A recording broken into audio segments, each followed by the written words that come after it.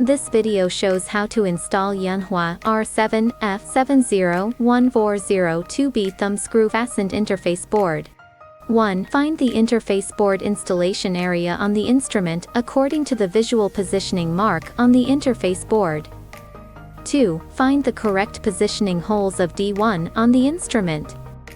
3. Align the interface board with the screw fastener holes and D1 positioning points. 4. Press the interface board down with your left hand, tighten the locking screw with your right hand, the installation done. 5. Confirm again that the interface board D1 positioning pins are completely aligned with the D1 positioning holes of the instrument.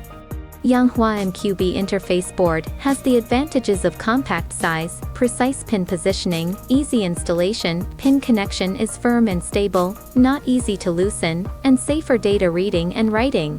Thank you for watching.